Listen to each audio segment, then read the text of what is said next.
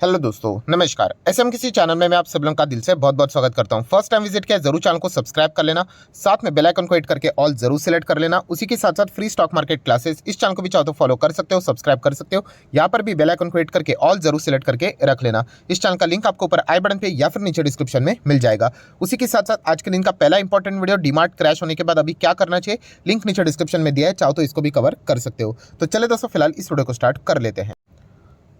दोस्तों अभी हम लोग आ चुके हैं बिल्कुल हमारे नॉर्मल स्क्रीन के ऊपर। एंड दोस्तों यहाँ पे हम लोग कवर करने वाले बहुत सारे इंपॉर्टेंट स्टॉक्स। शुरुआत करेंगे यहाँ पे केपीआई ग्रीन एनर्जी से रिलेटेड। दोस्तों आप सभी लोगों को पता ही है कि सोलर पावर से रिलेटेड ये कंपनी बहुत ही ज़्यादा अच्छी तरीके से काम करते हुए देखने को मिल रही है।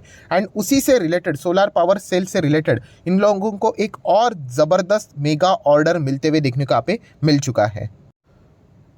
दोस्तों अगर हम लोग बात करें तो कितना 6.3 मेगावाट, इतना ज़बरदस्त यहाँ पे इनको, मतलब जिस साइज़ की ये कंपनी है, बहुत ही छोटी माइक्रो कैप कंपनी है, तो उसके हिसाब से जो ऑर्डर इनको यहाँ पे मिला है सोलर पावर से रिलेटेड और बिक्री से रिलेटेड, वो हम लोग ज़रूर कह सकते हैं वेलकम करने के लायक है। प्लस उसी के साथ साथ आप सभी लोगों को पता है कि ये जो कंपनी का जो शेयर है वो अभी आप लोगों को कभी कल परसों यहाँ पे 50% डाउन होते हुए देखने को मिल जाएगा। यही शेयर आपको 400 रुपये के आसपास मिलते हुए देखने को मिल जाएगा। आपको पहले यहाँ पे पता ही है क्योंकि कंपनी ने 1:1 का बोनस भी अनाउंस किया था, जिसका एक्स डेट 18 जैन देखने को यहाँ पे मिल रहा है।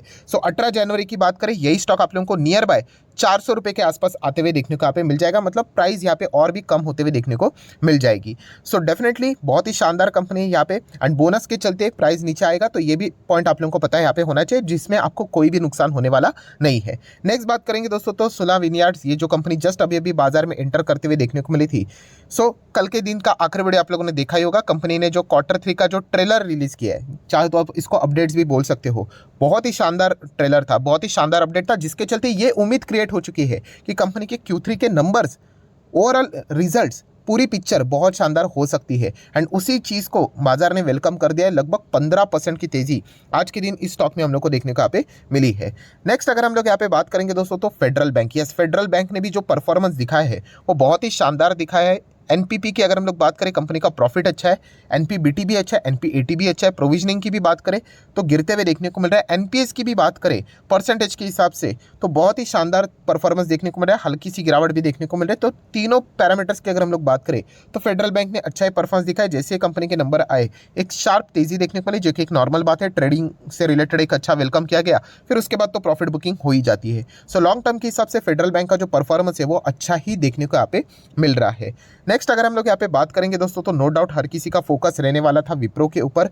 तो विप्रो आप देख सकते हो कि जो शुरुआत हुई वो गिरावट के साथ हम लोग को होते हुए देखने को मिली, एंड उसके बाद अच्छी खासी तेजी देखने को मिली। ओवरऑल आईटी सेक्टर ने आज ठीक ठाक परफॉर्मेंस यहाँ पे किया है। विप्रो अगर देखा गया तो इसके पहले के जितने भी नंबर्स थे, मतलब Q1 Q2 की बात करें, थोड़ा सा हल्का परफॉर्मेंस देखने को मिला था। बट येस, लास्ट टाइम की जो अभी Q3 के रिसेंटली नंबर जो देखने को मिले, उसमें विप्रो ने अच्छा परफॉर्मेंस यहाँ पे दिखा था। हालांकि विप्रो के एडीआर में इतना ज़्यादा जोश हम लोग को देखने को नहीं मिला था। बट आज के दिन की अगर हम लोग यहाँ पे बात करें तो ओवरऑल जो परफॉर्मेंस रहा है विप्रो का, वो 1.25% के आसपास की तेजी देखने को यहाँ पे मिल रही है। हालांकि मैंने इससे रिलेटेड डिटेल वीडियो भी बनाया है कि TCS versus Infosys versus Wipro, कौन से स्टॉक्स में जाना चाहिए, अगर जाना चाहिए तो क्यों जाना चाहिए, एंड कौन से स्टॉक्स में कम वेटेज रखना चाहिए, उसके पीछे का भी कारण क्या है।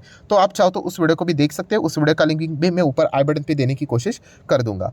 नेक्स्ट अगर हम लोग यहाँ पे बात करेंगे दोस्तों तो जैसे मैंने आपको कहा था कि आज के दिन का सबसे मेन इंपॉर्टेंट स्टॉक्स रहने वाला है, सबसे ज़्यादा जो बाजार की निगाहें रहने वाली है वो थी एचडीएफसी बैंक के ऊपर। क्यों, इसके पीछे का रीज़न, क्योंकि एचडीएफसी बैंक जिस प्रकार से चलेगा उस प्रकार से आप लोगों को बैंक निफ्टी चलते हुए देखने को मिलेगा। बैंक निफ्टी जिस प्रकार से चलेगा वैसे ही फाइनेंशियल सेक्टर चलते हुए देखने को मिलेगा, एंड उसी प्रकार से हमारा निफ्टी 50 भी चलेगा। अगर आप चाहो तो एक निगाह यहाँ पे मतलब चेक कर सकते हो एक यहाँ पे कि बैंक ये कौन सा है, एचडीएफसी बैंक है, कैसे गिरा देखिए। ठीक है, एचडीएफसी बैंक गिरा तो उसी के साथ साथ निफ्टी बैंक देख लेना, तो निफ्टी बैंक में भी आपको सेम परफॉर्मेंस देखने को मिलेगा। उसी का परिणाम अगर आप निफ्टी 50 में भी देखोगे तो निफ्टी 50 भी देखिए सेम पैटर्न देखने को मिल रहा था। देन अगर हम लोग बात करें वापस एचडीएफसी बैंक के ऊपर आते, आपको दिख रहा है एक बीच में कमबैक हुआ, फिर उसके बाद गिरावट आई एंड नॉर्मल परफॉर्मेंस। अब चेक कर लेना बैंक निफ्टी में भी, फिर कमबैक आया, गिरावट and normal performance, and same pattern आपको निफ्टी में भी, फिर तेजी आई, फिर गिरावट हो गई एंड नॉर्मल परफॉर्मेंस। ये मैं इतना लंबा चौड़ा इसको क्यों खींच रहा हूँ, क्योंकि जैसे मैंने आपको बताया था कि एचडीएफसी बैंक ये एक्चुअली बाजार का किंग है, ये नंबर 1 स्टॉक है। रिलायंस इंडस्ट्री का नाम तो मतलब ठीक है वेटेज के हिसाब से जुड़ता है, बट पावर तो एचडीएफसी बैंक के पास ज़्यादा है। ये एक और बार आपको प्रूफ के साथ ये भी सारी चीज़ें आप लोगों को बता रहा हूँ, तो इसीलिए एचडीएफसी बैंक को हल्के में हम लोग नहीं ले सकते। नंबर्स की बात करें तो इसकी ओपनिंग बहुत अच्छी हुई थी, गैप अप बहुत शानदार देखने को मिला था, बट वो टिक नहीं पाया, लगातार हम लोग को उसके बाद प्रॉफिट बुकिंग ही देखने को यहाँ पे मिली थी। सो ओवरऑल अगर हम लोग बात करें, इसका अर्थ ये नहीं कि नंबर्स घटिया थे करके, अगर घटिया होता तो मतलब बाजार को कुछ ज़्यादा ही ओवर एक्सपेक्टेशन थी और खराब नंबर आए, ऐसा अगर होता तो डीमार्ट में कैसा हुआ वैसा आप लोगों को देखने को मिल सकता था, बट ऐसा कुछ होते हुए देखने को आप नहीं मिला। तो मिक्स टाइप का ही रिएक्शन है, आप चाहो तो इसको ऐसा भी कंसिडर कर सकते हो। तो एचडीएफसी बैंक की अगर हम लोग बात करें, ना तो बाजार को नंबर सुपर डुपर हिट लगे, ऐसा होता तो सीधा जबरदस्त तेजी ही रहती, ना तो बहुत ही खराब लगे वरना तो गैप डाउन ही स्टार्ट हो जाता। ओके ओके टाइप का परफॉर्मेंस हम लोग को देखने को यहाँ पे मिला है, एंड इसी के चलते बैंक निफ्टी ने भी वैसा ही परफॉर्मेंस दिखाया, एंड ओवरऑल हमारा निफ्टी 50 भी वैसे ही चलते हुए देखने को यहाँ पे मिला था। नेक्स्ट अगर हम लोग बात करेंगे आज के दिन, जैसे मैंने आपको बताया था कि सब कुछ अगर एक्चुअल में नॉर्मल रहा तो हैथवे वाला ये जो कंपनी है वो आप लोगों को गिरते हुए देखने को मिलेगा, सर्किट्स के और जाते हुए देखने को मिलेगा, एंड वही चीज़ आज हम लोग को होते हुए देखने को मिली। हालांकि आपको पता ही है यहाँ पे ऑपरेटर्स रहते हैं, इस प्रकार के जो चार्ट पैटर्न्स रहते हैं लोअर वॉल्यूम्स, तो वहाँ पे आप लोगों को ऑपरेटर ही देखने को मिलेंगे, एंड ऑपरेटर किसके साथ खेलते हैं, बिल्कुल सही, रिटेलर्स के साथ यहाँ पे खेलते रहते हैं। सो कंपनी की अगर हम लोग बात करें तो Q3 लिटरली बहुत ही खराब देखने को मिला, ना तो कंपनी के इनकम में दम, ना तो प्रॉफिट में दम, ना तो ईपीएस में दम। तो इसलिए दूरी बरतने में समझदारी है, कल अगर जाके एक 20, 25, 30 का भी हो जाता है तो जोश में जाके खरीद मत लेना, क्योंकि वो 30 का वापस 15 पे आ जाएगा। तो तेजी टिकना इंपॉर्टेंट है, इस बात को कभी भी भूलना मत, हमेशा गोल्डन वर्ड में यहाँ पे इसको लिख लेना। नेक्स्ट बात करेंगे दोस्तों जस्ट डायल ने बहुत ही किलर नंबर दिखाए, एंड मेरे बोलने से कुछ नहीं होता, आप चेक कर सकते हो, बाजार ने भी 10% का सीधा अपर सर्किट लगा दिया, जो कि आप देख सकते हो। जस्ट डायल आप सभी लोगों को पता है रिलायंस इंडस्ट्री के अंडर ही हम लोग को आते हुए देखने को मिल जाता है। इस कंपनी के बाद सबसे इंपॉर्टेंट चीज़ कौन सी है जो कि अभी के दुनिया में कीमती माना जाता है? यस, इनके पास है बहुत सारा डेटा। सो इसीलिए यहाँ पे रिलायंस ने इसको यहाँ पे कवर किया था। एंड उसके बाद की अगर हम लोग यहाँ पे बात करें, ओवरऑल एक साल की बात करें तो इतना कुछ खास नहीं है, 26% की गिरावट है। सिर्फ एक दिन की तेजी देखकर निवेश नहीं करना चाहिए, ये ट्रेडिंग बेट है, आप चाहो तो ऐसा बोल सकते हैं। इन्वेस्टमेंट पर्पस के हिसाब से इतना कुछ खास सुपर डुपर हिट तो नहीं लगता है, ओके ओके परफॉर्मेंस वाला स्टॉक यहाँ पे लगता है। रिलायंस अब इस कंपनी के जो डेटा का जो इस्तेमाल है वो बाकी अपने बिजनेसेस में यहाँ पे कर सकता है, ये फैक्टर आप लोगों को पता होना चाहिए। बट एनीवेज कंपनी के जो Q3 के नंबर्स थे वो बहुत ही कमाल के थे, एंड उसी का नतीजा इस कंपनी में अच्छी तेजी देखने को मिली है। नेक्स्ट बात करेंगे दोस्तों येस बैंक, आज तो कुछ नहीं रहा, बिल्कुल न्यूट्रल, शुरुआत अच्छी हुई थी एंड बाद में तेजी टिक नहीं पाई, प्रॉफिट बुकिंग होते होते जैसे निफ्टी गया ये भी वैसे ही गिरा, एंड जो प्रीवियस क्लोज था 20.15 वहीं पे हम लोग को जाके क्लोज होते हुए देखने को मिला है। तो इसलिए कोई भी चार्ट पैटर्न का मूवमेंट देखने को नहीं मिल रहा है। हालांकि येस बैंक में मैंने जैसे आप लोगों को बोल चुका, अभी कोई भी पोजीशन बनाने का विचार मत कर लेना, अभी कंपनीज के इसी हफ्ते में हम लोग को रिजल्ट्स देखने को मिलने वाले हैं। तो इसलिए ये एक फैक्टर वाला मतलब इंपॉर्टेंट चीज़ आप लोगों को पता होनी चाहिए, क्योंकि रिजल्ट के पहले पहले हम लोगों ने देखा है कभी कभी एक्सट्रीमली अप एंड डाउन का खेल स्टार्ट हो जाता है। तो इसके चलते बहका में आके कोई भी डिसीजन मत ले लेना, कंपनी के नंबर्स आप लोगों ने यहाँ पे देखना मतलब चाहिए, एंड उसके बाद आप लोगों ने डिसीजन यहाँ पे लेना चाहिए। देन बात करेंगे दोस्तों टाल ब्रोस, यस एक मतलब देखा गया तो माइक्रो कैप से जुड़ी हुई कंपनी, 625 करोड़ का मार्केट कैप है, एंड आज के दिन आप देख सकते हो जोरदार गिरावट, 9% की गिरावट। सो दोस्तों ये जो छोटे कंपनीज होते हैं ना, उसमें यही सबसे बड़ा प्रॉब्लम होता है। कौन सा प्रॉब्लम?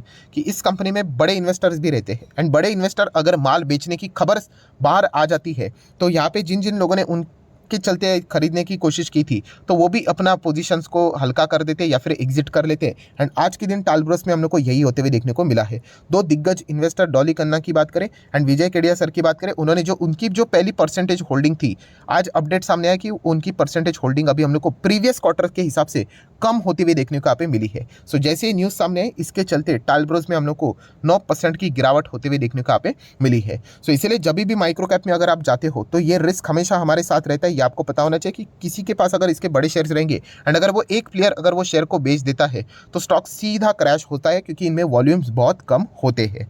सो ये एक फैक्टर आप लोगों को पता है यहाँ पे होना चाहिए। वैसे कंपनी बुरी नहीं है, बट बहुत ही छोटी कंपनी है, ये भी पता होना चाहिए। हाल ही में ही कंपनी को 2 बड़े ऑर्डर्स यहाँ पे मिले थे, तो जरूर आप चाहो तो इसको यहाँ पे फोकस में रख सकते हो। देन दोस्तों बात करेंगे जेफरीज ने आज एक शेयर को रॉकेट बना दिया, एंड उस शेयर का नाम है दोस्तों वरुण बेवरेजेस। यस, वीबीएल के अगर हम लोग बात करें, हाल के ही दिन हम लोगों को अच्छा खासा गिरते हुए देखने को मिला था, एंड सडनली यहाँ पे तेजी आने के पीछे का रीजन क्या है दोस्तों?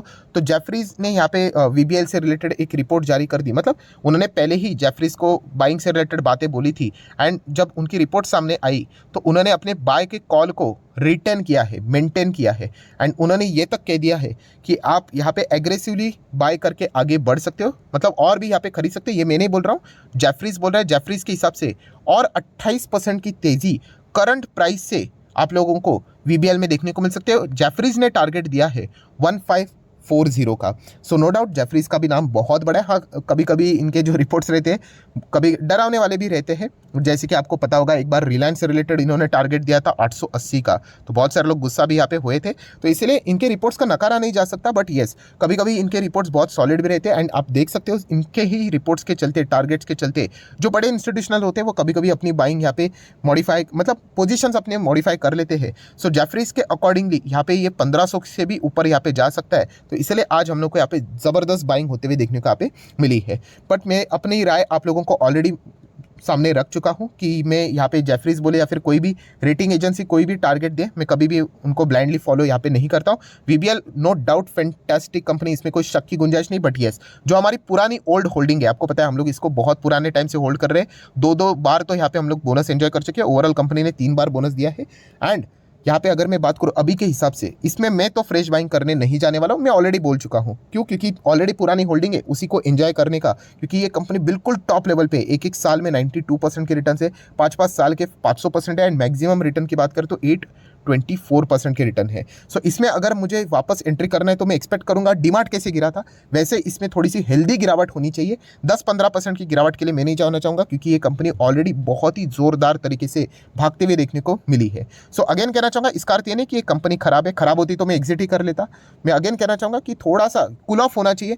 जब बाकी रिटेल इन्वेस्टर इसको यहाँ पे खरीदने की बात करे तभी नहीं जाना चाहिए, जब हर कोई इसमें भागने की बात करता है। जैसे बेस्ट एग्जांपल मैंने बोला ना, डीमार्ट। अभी डीमार्ट किसी को पसंद नहीं आएगा, पहले हर कोई बोलता था कि डीमार्ट नीचे आएगा तो मैं खरीदूंगा। आज कोई खरीदने की बात नहीं कर रहा है, क्यों? क्योंकि वो 35-40% नीचे है इसीलिए। तो वैसी गिरावट की प्रतीक्षा मैं यहाँ पे कर रहा हूँ। मार्केट हमेशा मौका देता है। कभी भी बाजार में 19-20 हुआ तो ये जो अच्छे स्टॉक्स ऑलरेडी जो 800-800% के रिटर्न्स देख चुके हैं, उनमें आप लोगों को इजीली 20-25% की करेक्शंस देखने को मिल सकती है। तब जाके हम लोग इसके बारे में वापस विचार कर सकते हैं। एंड जैसे मैंने आप लोगों को बोला है कि प्लीज़ किसी में भी ब्लाइंडली रैंडमली बाइंग मत कर लेना।